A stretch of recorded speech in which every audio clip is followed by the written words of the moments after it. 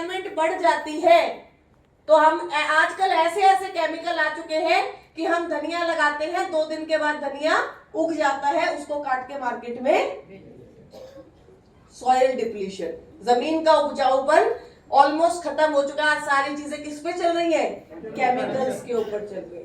Fertilisers, chemicals, access जो है चीजें खत्म हो चुकी है। Next is hybrid crop. हर मौसम में सब कुछ मिल रहा है कि नहीं मिल रहा है? राइट, गाजर हर मौसम में मिलती है, गोभी हर मौसम में मिलती है, भिंडी हर मौसम में मिलती है। तो आज अगर देखा जाए तो हर मौसम में सब कुछ अवेलेबल है और हम खाते भी हैं। बहुत सारे मैंने फैमिलीज या घर या लोग देखे हैं जो गोभी 12 महीने खा रहे हैं, राइट। भिंडी हर मौसम में खा रहे, गाजर हर मौसम में खा रहे, गाजर का हलवा हर मौसम में बन रहा है, राइट। तो ये कैसे उग रहा है? उगा कैसे रहे? Chemicals, right.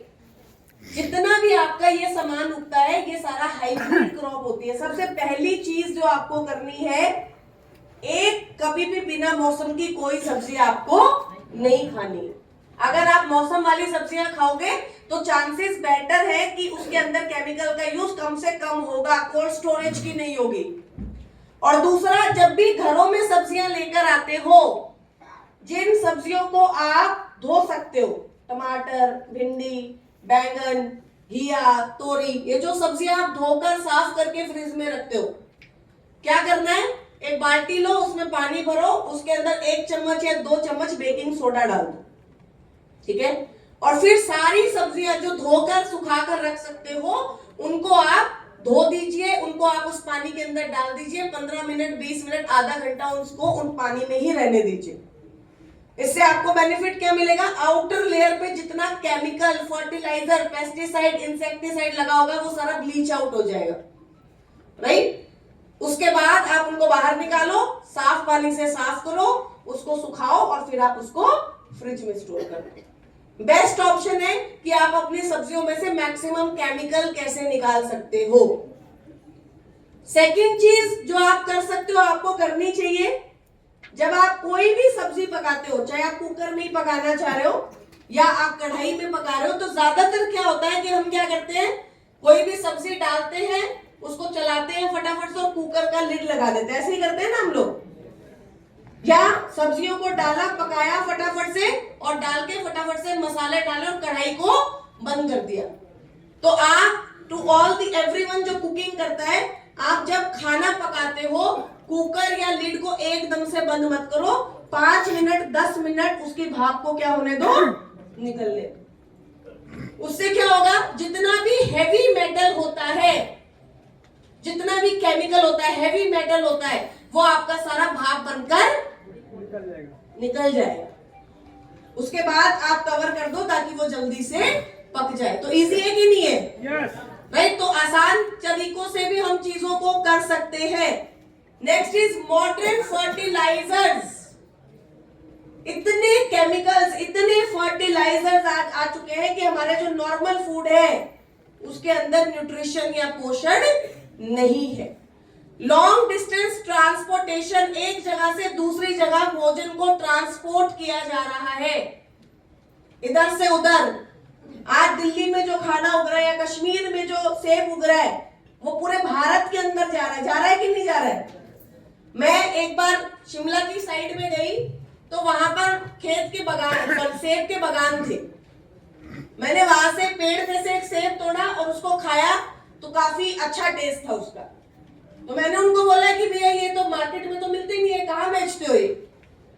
तो उसने बोला कि मैम आप यहाँ पे पूरा ऊपर हिमाचल घूमो, यहाँ पे आपको बड़े बड़े कोल्ड स्टोरेज मिल जाएंगे, राइट। बड़े बड़े जो ब्रांड्स है उनके कोल्ड स्टोरेज मिल जाएंगे। जब सेब उगता है, सस्ता होता है, यहां से खरीदा जाता है, कोल्ड स्टोरेज के अंदर रखा जाता है, और जब वो महंगा होता है तब उसको बेचा जाता है। तो जो सेब आज आप खा रहे हो कोई जरूरी नहीं है कि अभी का ही हो, 2 साल पुराना भी हो सकता है, राइट। हो सकता है कि उसको स्टोर कर रखा गया हो, कोल्ड स्टोरेज के अंदर पड़ा हुआ हो। तो ट्रांसपोर्टेशन, एक जगह से दूसरी जगह ट्रांसपोर्ट किया जाता है।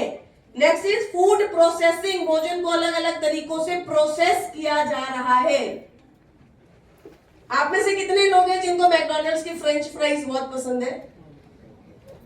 ये तो इतने तो यंग बच्चे ही बैठे हुए हैं आगे। अरे कोई तो हाथ उठाओ, माता रानी का पाप चढ़ेगा आप लोगों को। इतना झूठ बोलते हैं। हाँ, पसंद है ना? राइट। तो आप लोगों को पता है मैकडॉनल्ड्स के अंदर जो आप फ्रेंच फ्राइज खाते हैं उसके लिए एक स्पेशल आलू होता है, ठीक है? अब ये आलू जब किसान अपने खेतों में उगाता है, इसको जब प्लांट करता है, तो ऐसा केमिकल डालता है कि उगाने के बाद वो अगले 4 दिन तक वो खेतों में दोबारा नहीं जाता। और जब इसको कल्टीवेट किया जाता है, इसको निकाला जाता है, क्योंकि आलू जमीन के अंदर उगता है, तो जब जमीन में से इसको निकाला जाता है तो 1 हफ्ते के लिए उस खेत को ऐसे ही छोड़ दिया जाता है। 1 हफ्ते के लिए उस खेत में कोई नहीं जाता, ताकि वो केमिकल जो आपकी जमीन में से, आपकी चीजों में से निकला है, वो पहले ऊपर चला जाए और लोग उसके कांटेक्ट के अंदर जाए। और आप कितनी मस्ती से वो फ्रेंच फ्राइज खा रहे हो, है ना? आप कितने खुश हो, आपका स्टेटस सिंबल है वो फ्रेंच फ्राइज।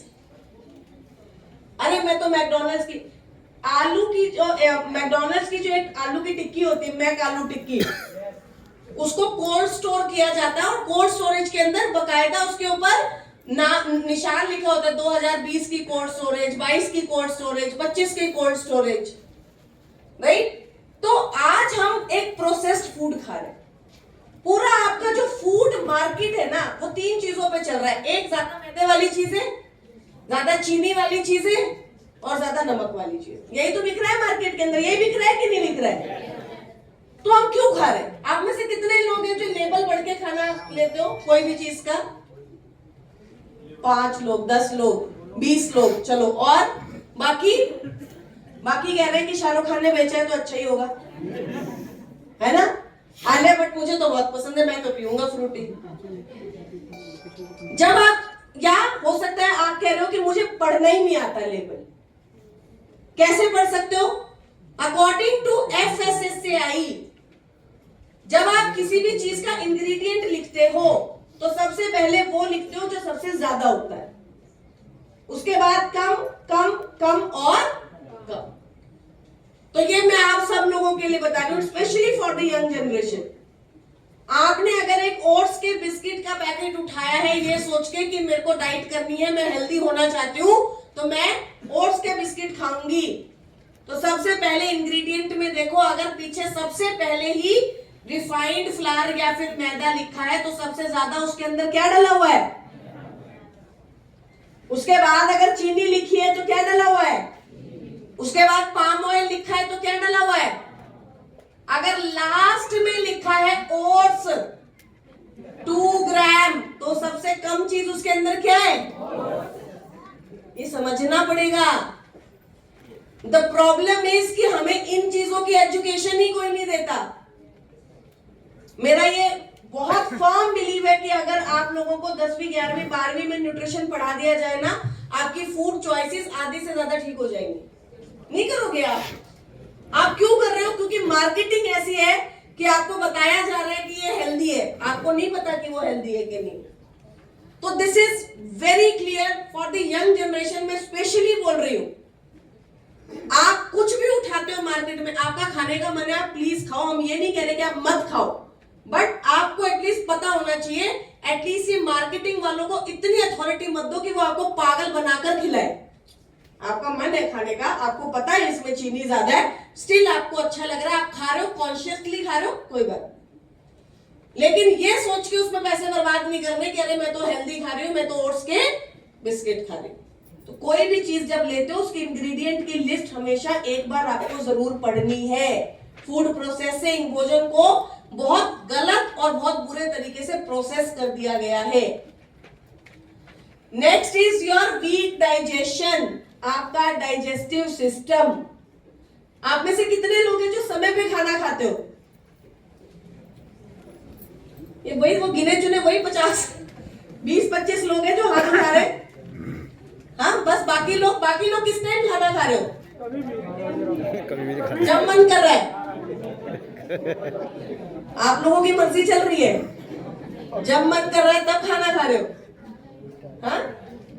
अच्छा एक बात बताओ, आपको ये तो पता है ना कि पुराने जमाने में हमारे जो दादा दादी, नाना नानी या जो पुराने लोग थे वो हमेशा समय पे खाना खाते थे, है ना? मेरे फादर साहब आज भी मुझे बताते हैं कि जब वो मेरी मदर को पहली बार पिक्चर दिखाने ले गए थे तो पिक्चर बीच में छोड़ के वापस आ गए थे क्योंकि दादी की चाय का टाइम हो गया था। राइट? तो पुराने समय में आप ऑब्जर्व करो या आपके घर में अभी भी जो बड़े बुजुर्ग हैं, अगर उनका 10 बजे का नाश्ते का टाइम है, उनको 10 चीजें नहीं चाहिए। उनको नहीं चाहिए सार्डो सैंडविच और ये और वो, उनको एक रोटी और सब्जी चाहिए जो रात की बनी हुई होगी शायद, लेकिन वो कितने बजे चाहिए? मेटाबॉलिज्म। आप इसको बहुत ध्यान से समझना, बहुत ध्यान से, राइट? क्योंकि यही आपके वेट लॉस कैटेगरी में भी काम आएगा। जब आप एक समय पे खाना खाते हो तो आपने ये तो सुना है ना कि जब आप जो काम करते हो आपकी बॉडी उसको अडेप्ट कर लेती है, राइट? तो जब आपने मान लो आप एक समय पे खाना खाते हो, 10 बजे नाश्ता करते हो, 2 बजे लंच करते हो, रात के 8-10 बजे डिनर करते हो, तो आपकी बॉडी का मेटाबॉलिज्म उसी वक्त पर चलता है, ठीक है? अब आप ये समझो कि आपके खाना खाने का कोई समय ही नहीं है, ठीक है? अब आपकी बॉडी को ये पता ही नहीं है कि आज आप 10 बजे ब्रेकफास्ट देने वाले हो या आप 12 बजे उठने वाले हो या आप डायरेक्ट लंच ही देने वाले हो 2 बजे या 3 बजे, आप बहुत बिजी हो आज। तो आपकी बॉडी मेटाबॉलिज्म, ये बहुत इंपॉर्टेंट है, आपकी बॉडी मेटाबॉलिज्म चलाती ही नहीं। आज आप जो भी खा रहे हो, चाहे अच्छा खा रहे हो या बुरा खा रहे हो, वो सारा किस में कन्वर्ट हो रहा है? फैट में कन्वर्ट हो रहा है। तो जब आप वेस्लिम रेंज पे काम करोगे तब आप इस पर काम करोगे। आपके जितने भी क्लाइंट्स होंगे आप उनको बोलोगे कि वो अपनी डाइट डायरी मेंटेन करेंगे, आपको रोज का खाना लिखकर भेजेंगे और समय पर खाएंगे। अगर वो समय पर नहीं खाएंगे तो उनको रिजल्ट वेरी करेगा। अगर 2 बजे का लंच है तो मैम आप ज्यादा से ज्यादा 1:45 1:45 पे कर लीजिए या ज्यादा से ज्यादा 2:15 बजे कर लीजिए, लेकिन अगर आप 2 बजे का लंच 4 बजे करेंगे तो मैं रिजल्ट की गारंटी आपको नहीं दूंगी। डाइट डायरी मेंटेन करवानी है आपने खुद ने। अगर वेट लॉस करना है तो ये कॉन्शियसली आपने काम करना है। मैम पर मैं तो 2 बजे मीटिंग में बैठा हूं, मैं कैसे खाऊं? तो आप अपने साथ 4-5 काजू 4-5 बादाम लेकर आइए, थोड़े से चने लेकर आइए, ताकि यहीं पर बैठे बैठे जब 2 बजे आपका लंच का टाइम हो तब आप उनको खा लो, ताकि आपका मेटाबॉलिज्म खराब ना हो। समझ में आए? ये करना ही करना है। Second is your sleep. आप जब वेस्लिम पे काम करेंगे, ये बहुत इंपॉर्टेंट है कि आप लोगों को ये बताएं और समझाएं कि आपकी नींद आपके वेट लॉस में बहुत इंपैक्ट डालती है। उनसे उनका उठने का समय और रात के सोने का समय जरूर लेना है। Let's start behaving like professionals. ऐसे ही किसी को बोल के प्रोडक्ट दे देना कि अरे वेस्लिम ले लो 4 किलो वेट लॉस कर देगा, ऐसा नहीं होता। अगर आपको वेस्लिम पे काम करना है तो आपको प्रोफेशनल न्यूट्रिशनिस्ट डाइटिशियंस की तरह ही काम करना पड़ेगा, राइट? तो आपका डाइजेस्टिव सिस्टम वीक होता जा रहा है। आज आप जो भी खा रहे हो, चाहे ब्रोकली खाओ, लेकिन वो आपकी एनर्जी में कन्वर्ट होने की बजाय, न्यूट्रिशन में कन्वर्ट होने के बजाय किस में कन्वर्ट हो रहा है? फैट में कन्वर्ट हो रहा है, right? And next is stressful and hurried life. दौड़ रहे, भाग रहे। किस लिए इतनी दौड़ भाग कर रहे हो आप लोग? चेक के लिए, हाँ, सक्सेस के लिए, ओके। और ट्रिप के लिए, क्रूज के लिए, हाँ, दौड़ रहे, भाग रहे। लेकिन उस दौड़ भाग में एक चीज जो आप सच्ची बताना, एक चीज जो हम सब, चाहे मैं भी हुई, हम सब सैक्रिफाइस कर रहे हैं, वो क्या है? ये है कि नहीं है? बॉडी है ना? हम सब कुछ कर रहे हैं, लेकिन एक चीज को सैक्रिफाइस करते हैं। इसके लिए खाने का समय नहीं है, इसके लिए वर्कआउट का समय नहीं है, इसके लिए कोई समय नहीं है। बाकी अगर पैसे कमाने की बारी आए तो हम सुबह 4 बजे भी उठ जाए शायद, है ना। रात के 11 बजे भी एक होम मीटिंग कर लेगा अगर एक अच्छा लीडर मिल रहा हो, लेकिन रात के 11 बजे वर्कआउट नहीं करेंगे, क्योंकि इसकी हमको रिक्वायरमेंट ही नहीं लगती जब तक हम बीमार नहीं होते। अच्छा, एक चीज ना मैंने ऑब्जर्व किया, और सीरियसली आप लोग सब बताना मुझे सही है कि गलत है, मैंने ये ऑब्जर्व किया है कि जब तक आप बीमार नहीं होते ना तब तक आपके पास टाइम भी नहीं होता है। सही बात है ना। जैसे मैंने आपको आज बोला कि भाई देखो हेल्दी खाना खाना चाहिए, वो कहना ठीक है ना, बट मैंने बोला कि भाई देखो खाने के साथ एक प्लेट सलाद जरूर खाना चाहिए, अच्छा ठीक है चल। मैंने बोला कि देखो 1 घंटे वर्कआउट जरूर करना चाहिए, हाँ ठीक है मैं कर लेंगे। लेकिन जैसे ही आपको पता चला कि आपकी शुगर बढ़ने लगी है, आपको डायबिटीज डिटेक्ट हो गया है, आज आपको पता लग गया, डॉक्टर के पास है, डॉक्टर ने बोला भाई साहब डायबिटीज आ गई है, गोली मैं लिख के दे रहा हूं, इसको खाना पड़ेगा। और सेकंड चीज आपकी ये है कि खाना ढंग से खाया करो, सुबह शाम वॉक करो आधे घंटे की, पानी पिया करो और खाने के साथ सलाद खाया करो। ये दिन में 4 बार करना शुरू कर देंगे, है कि नहीं है। फिर आप पता क्या बोलोगे, अरे यार तुमको कितनी बार तो बोला यार समय पे खाना खाना है, मुझे सलाद काट के दो मुझे, तो क्या 25 साल से याद नहीं आ रही थी। राइट, आप पहले बॉडी को खराब करते हो, फिर चाहते हो कि वो 6 महीने के अंदर वेस्टीज वाले ठीक कर दें। 6 महीने का टाइम भी मेरे को लगता है मैंने ज्यादा ही दे दिया, आपकी एक्सपेक्टेशन तो 15 दिन की है। Right, last but not the least is poor food preparation. हमारा खाना बनाने का तरीका भी धीरे धीरे क्या होने लगा है, खराब होने लगा। राइट, कुकर कभी भी भारत का वेसल नहीं था, हम कभी भी कुकर में खाना नहीं बनाते थे, क्योंकि जब आप कुकर में खाना बनाते हो तो वो बहुत जल्दी पक जाता है, जिसके अंदर उसका सारा न्यूट्रिशन क्या हो जाता है, खत्म हो जाता है। राइट, तो खाना जिस तरीके से हम बनाते हैं, जो वेसल हम यूज करते हैं, जितना ज्यादा हम उसको पकाते हैं वो भी उसका न्यूट्रिशन हमारा क्या करता है, खराब करता है।